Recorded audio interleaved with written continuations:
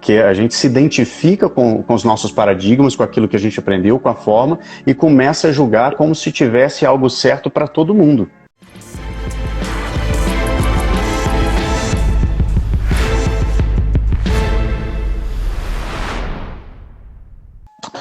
E dentro dessa questão de prosperidade, como que a prosperidade é vista dentro da visão sistêmica? Como que a gente poderia aplicar, como que eu poderia adquirir prosperidade assim, tipo, no caso que você colocou, como algo muito surreal, e a prosperidade financeira? Bom, a gente basicamente tem as 3 leis sistêmicas lá, né? Você está acostumado com esses princípios universais aí, que você descreve no seu livro, né? Você falou que tem um livro sobre princípios universais, né? Sabedorias antigas aí. Isso. Então, pronto. Então, quando a gente passa dos 30, 40, a gente vai começando a ver que tem uns princípios mesmo, algumas coisinhas que regem a vida, né? Sim. E a gente pode extrair da vida aí algumas coisinhas que regem, são princípios gerais que ajudam muito a nortear e orientar. Dentro da constelação a gente tem as 3 leis, ordem, pertencimento e equilíbrio, que são leis do sistema, como eu disse anteriormente, a gente está dentro de um sistema. O sistema tem suas regras próprias, não foi ninguém que inventou isso, são leis naturais. A partir do momento que tem um conjunto de seres humaninhos ali, brota dali aquelas leis para organizar aquele grupinho de seres humanos ali. Mas não foi feita nenhuma assembleia, não foi ninguém que deliberou isso. Isso brota fenomenologicamente do estar junto, da relação, do um mais o outro, emerge dali algo do sistema, né? Isso é estudado, se julgar aí no Google, sistemas complexos, sistemas, biologia, sistemas complexos, vocês vão ver isso tudo, chama lei da emergência. Então essas leis, elas brotam da relação entre qualquer organismo. Organizou 2 ou 3 ali, já brota esse negócio. Então essas leis, ordem, pertencimento e equilíbrio, foram o que nos trouxeram como espécie até aqui. Então se a gente deve a nossa vida e a nossa existência a essas leis, ordem, pertencimento e equilíbrio, que nos trouxeram até aqui, não é difícil imaginar que isso tudo a gente está falando de prosperidade, de algo que nos deixou, nos organizou, por exemplo, pertencimento, a gente entender que a gente pertence a um sistema, que por pertencer a esse sistema, a gente tem um lugar, que daí é a ordem, você tem um lugar ali, você veio depois de algumas pessoas, então você pertence, não tem jeito de pirraçar, eu sou mamão e eu queria ser manga, não tem jeito. Você nasceu ali, você vai pertencer àquele sistema, não adianta brigar com aquilo, não adianta brigar com sua família, com as características da sua família. Se você disser um grande sim aonde você nasceu, no terreno que você nasceu, no clã que você nasceu, sem ficar reclamando tanto, provavelmente você vai conseguir adquirir essa mentalidade sistêmica, esse comportamento amoroso, de bom trato com os outros, de tolerância com os outros. Isso tudo ajuda na prosperidade. É o que você trouxe aí da mentalidade, que eu também acredito que seja assim. Prosperidade é uma mentalidade. É um jeito de ser, um estilo de vida, que a pessoa que está mais organizada internamente, ela consegue fazer essa prosperidade ficar visível aos olhos dos outros e daí conquistar muitas coisas a partir das suas posturas e do seu comportamento. Então, pertencer, eu digo um grande sim para esse trem aí, para sua família, onde você nasceu, é o que tem para janta. É isso, eu nasci aqui, pronto. Olhar para isso com o coração aberto, dizer um grande sim a isso, gratidão, ter essa postura de abertura para o que veio de lá. Ordem, você nasceu depois de algumas pessoas, já existiram muitos antes. Então a gente fazer uma profunda reverência ao que veio antes de nós. Eu estou falando aqui da família, do vô, da avó e da espécie mesmo. Para a gente estar aqui conversando na internet, muitos morreram em guerra, por exemplo, isso aqui é uma tecnologia de guerra. Então a gente goza aqui de algo, de uma tecnologia que muitos penaram ali para que esse negócio surgisse para nós. Aqui a gente está divertindo, entretenimento. Lá não era assim. Então a gente goza de algumas coisas aqui agora, asfalto, luz elétrica, um tanto de coisa, medicina, literatura, né? 300 anos atrás não existia nem Freud, nem Jung, não sei nem como é que os nossos avós ficavam nervosos, angustiados, eles não sei o que eles faziam, né? Eles tinham que plantar uma horta, capinar, fazer menino, lavar roupa no rio, porque essa era a psicologia, observar a natureza, para ver se acalmava, né? Hoje a gente digita qualquer coisa, que aparece Isabela, Luiz, Elza Carvalho, desce, e aparece uma porrada de gente aí com alguma coisa para nos oferecer e nos ajudar, né? Então, fazer uma reverência profunda ao que nos trouxe até aqui também, isso é prosperidade. Esse tipo de comportamento, esse tipo de postura dócil à vida e grata à vida é ser um ser próspero. Isso nos ajuda a olhar para frente e servir aos demais, porque a gente colheu. Minha professora Wilma tem uma frase que eu acho linda, quem não colhe, não planta. Por quê? Quem não pega lá de trás da ancestralidade, genial. Eu acho essa frase muito genial. Então, quem não pega lá de trás, não tem para plantar aqui para frente. Então, como é que você vai gerar riqueza aqui na frente? Aí eu já estou falando de coisa material mesmo, de dinheiro. Como é que você vai gerar coisa aqui se você não pegou daqui? Você está com a bandeja vazia.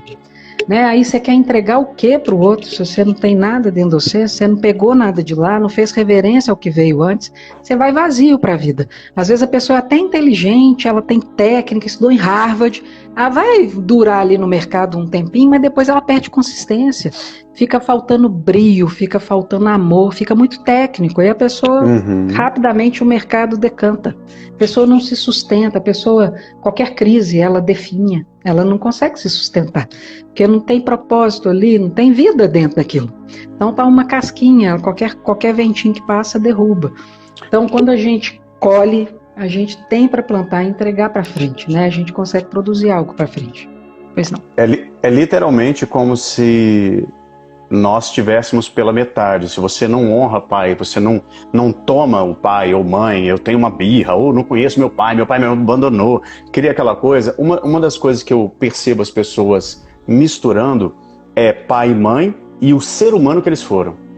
Sabe? Olhar para o ser humano julgando, como se fosse errado, sempre esse julgamento, né? Se colocando ali como o ser que sabe tudo e julgando os pais como algo errado, não tomando eles. E tipo, se eu sou metade pai, metade mãe, e eu não tomo eles, eu não aceito eles na minha vida, eu não honro e não sou grato nem pela vida, né? Porque tem toda essa noia, não tem como ir pra frente.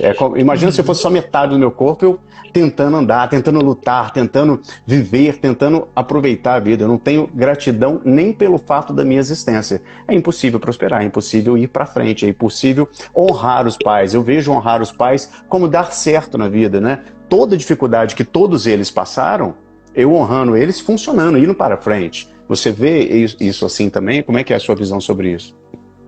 Eu acho que as pessoas, esse conceito, tomar pai e mãe, né, que a gente usa muito, honrar pai e mãe, fica meio bíblico, às vezes algumas pessoas têm resistência de tomar isso assim, mas essas são as expressões que a gente usa, e honrar pai e mãe, tomar pai e mãe, tem muito a ver com tomar a vida mesmo. Quando a gente fala pai e mãe, é um conceito filosófico muito mais amplo. Se você der zoom no tomar pai e mãe, vai aparecendo um monte de textos assim.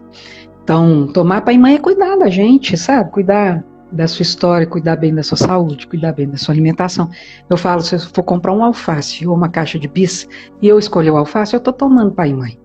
Se eu for decidir assim, vou arrumar minha casa domingo, feliz, contente, que eu tenho uma casa, passar pano de chão, coar um café, tô cuidando de mim, eu sou fruto deles dois lá, eu tô cuidando dessa, é eu que tô aqui agora guardiã dessa vida, a vida passou por mim, e ela não é dos meus pais, também passou por eles, não é dos meus avós, também passou por eles, então essa vida não pertence a ninguém, ela tá atravessando eras, não sei lá quanto tempo meu sobrenome existe por aí, o seu sobrenome, sei lá quanto tempo que esse povo tá transando, fazer menina, até que a gente chegou aqui, né? Então agora que a vida chegou aqui, a gente é guardião disso, vamos fazer algo com esse negócio. Então basicamente tomar pai e mãe, tomar a vida é isso, aceitar que você está dentro de um sistema, de um todo maior, e que se muita gente fez algo com essa bagaça, você faz também, que a gente não é especial, sabe? A gente é e não é, sabe? Mas é um paradoxo. A gente é especial igual todo mundo. Igual todo mundo, perfeito. A gente é especial igual todo mundo. Então a gente não se acha a última bolacha do pacote, a gente só é a próxima pessoa que tá pegando aquele bastãozinho, sabe aquelas corridas de bastão assim? Cada um corre 100 metros, passa pro outro. Então cada geração fez o que deu para fazer, passou o bastão, agora tá com você. Faz algo com esse negócio, sabe? Ao invés da gente ficar tão aficionado no pai e na mãe, como não podendo errar, né? Porque a gente acha, porque a gente nasceu, olha como é que a gente acha que a gente é especial. A gente acha que a gente nasceu e porque você passou ali no canal vaginal de sua mãe, você santificou ela. Ela não pode errar mais a partir de hoje, porque nasceu um ser especial no mundo. Então minha mãe a partir de hoje já não pode errar nada. E não, é humanizar os pais mesmo. Eles vão errar e é apesar do erro que a gente tem que tomar. E tomar eles do jeito que eles são furados mesmo. Ninguém aqui tá adorando pílula de pai e mãe, não. Eles são furados, capengando, tá tudo certo. E a gente vai pegar isso do jeito que é e vai fazer o nosso. Então você pega ali o ovo, a farinha, o leite. Só tem isso mesmo.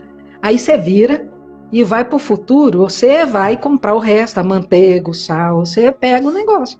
E você vai trocar com o mundo, aí você começa a trocar com o outro, vou trocar com o Luiz, você tem um sal aí, eu tenho uns ovos aqui, que eu peguei lá atrás com o meu pessoal, tá sobrando aqui, vamos trocar, que eu preciso fazer um bolo. E aí eu enriqueço a minha receita, enriqueço a sua, fazendo permuta, fazendo troca. Aí a lei do equilíbrio, a terceira lei. Então, ordem, pertencimento, aceito onde eu nasci, pego lá de trás e agora eu vou trocar aqui na frente, vou trocar com o pessoal aqui do chat, vou trocar com o Luiz, vou trocar com outras parcerias, vamos enriquecer nosso bolo aí, eu tenho uns negocinhos aqui, você pega uns negocinhos, eu pego uns negocinhos, a gente se enriquece. É isso que é a lei da troca, né? A terceira lei, que é a lei do equilíbrio, que é a do servir, trocar com outro e se enriquecer com outro. Mas você tem que ter pegado antes. Sim, com certeza. A Ana Campos, ela está perguntando aqui, temos que aceitar pai que abandona? A gente fala pior ainda, Ana. A gente fala de concordar. E concordar não quer dizer que você concorda com a atitude dele. Concordo que pais podem abandonar filhos. Não se trata disso. Não se trata de dar razão ao outro. Quando a gente fala concordar, é simplesmente olhar que o outro é falho, que ele fez mesmo, e que apesar disso eu sou filha dele. Isso não anula o ato biológico que você é filha dele. Não é porque ele erra que você deixa de ser filha dele. Então, quando a gente fala concordar, é falar assim, ele fez esse trem mesmo. Eu sempre dou um exemplo, uma vez que eu comprei um carro, e aí o carro, eu fui para Belo Horizonte, eu moro em Betim, fui para Belo Horizonte, na hora que eu estava voltando uma chuva, o carro começou a ferver. Aí eu enfiei o carro lá no meio daqueles negocinho no meio da pista, e falei, igual ferrou, né? Porque eu não sei nem o que faz aqui.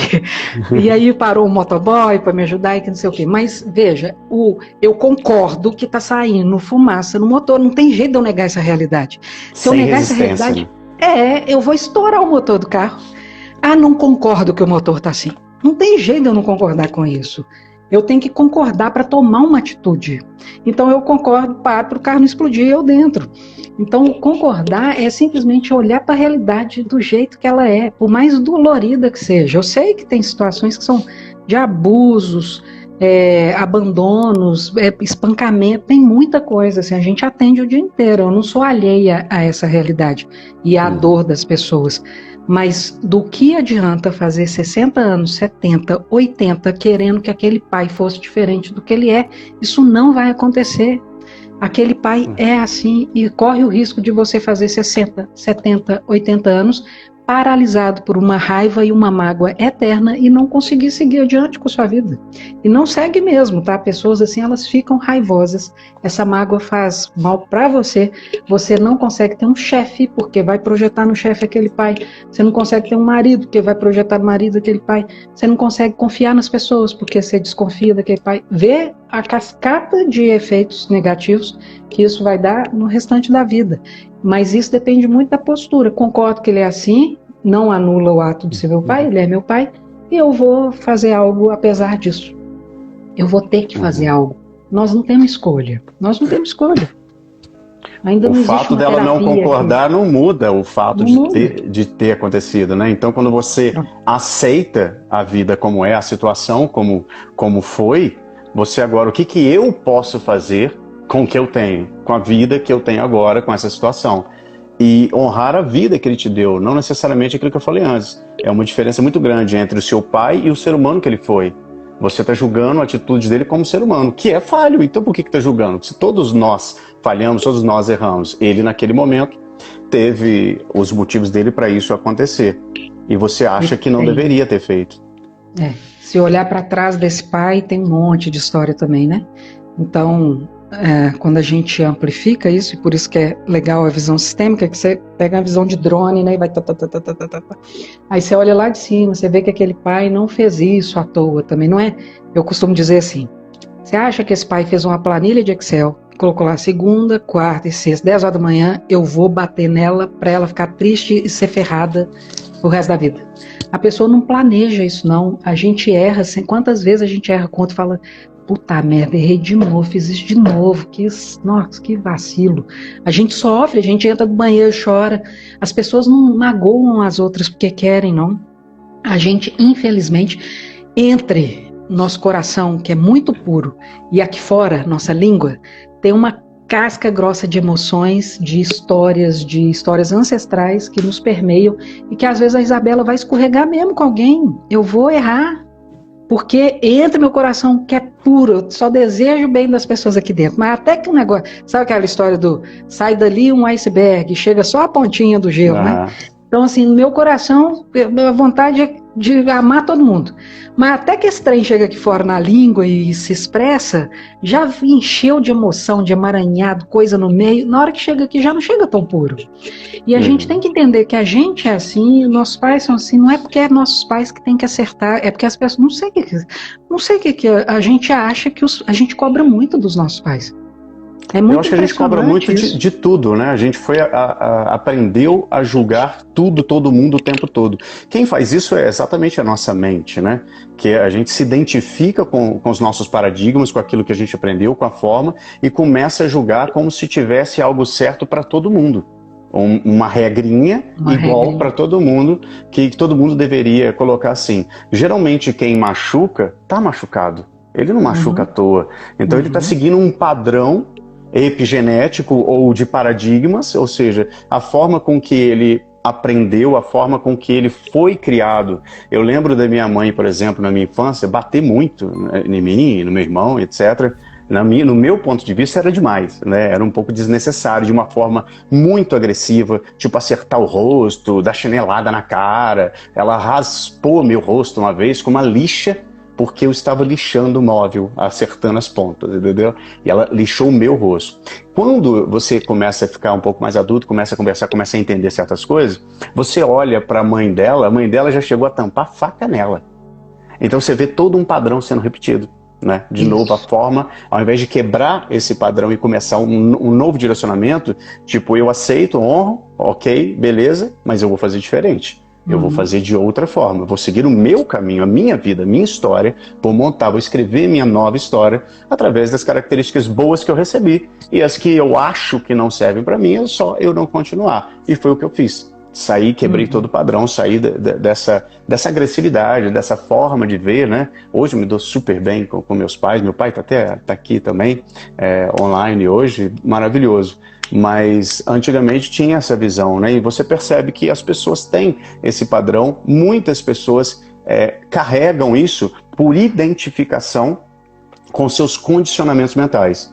Para a galera entender o que são condicionamentos mentais. Desde que você está no útero da sua mãe ali, você está recebendo informações de emoções, ouvindo coisas, e depois que você nasce, você nem córtex pré-frontal ainda está pronto, então você não tem raciocínio sobre a sua vida, você vai aceitando tudo que eles dizem. Por exemplo, que os homens não prestam, que quem é rico não vai para o céu. Todo esse processo de experiências que você vê, ouve e sente vão sendo colocados dentro da sua mente. Quando você tem ali os seus 12, 13, 14, 15, 18 anos, o que acontece? Você já montou a tua personalidade em cima de todas aquelas suas dores, né? Sua personalidade é a sua persona, é o seu personagem que você está atuando. Isso não é você. Só que você assume como se fosse.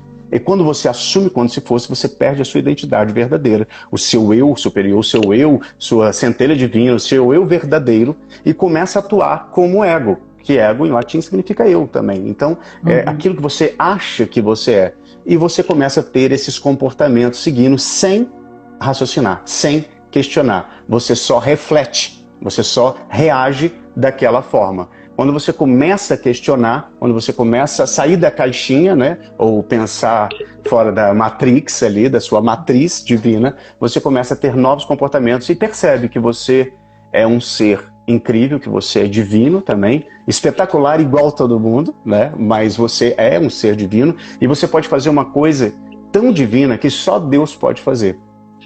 O que é? Fala aí. Gerar um outro ser humano à sua imagem e semelhança a partir de si mesmo. Então, se você pode fazer um ser humano a partir de si mesmo, o que você não pode fazer? Não tem, mas as crenças que você tem desde a infância, dizendo que você é feio, que você é burra, que você é gorda, que você não é capaz, que você não merece, que você não é suficiente, ou que os homens nenhum prestam no mundo. E as crenças, elas têm uma mania de generalizar, né? Tipo, quem é rico não vai pro céu, todo mundo. Os homens, todos os homens não prestam. Então, quando ela generaliza isso, você acaba não indo para a vida, não indo fazer aquilo, não sendo feliz, porque você tem a convicção, não é? Você só não acha, você tem a convicção, e por ter convicção você não pensa, você age como reflexo, continuando o resultado.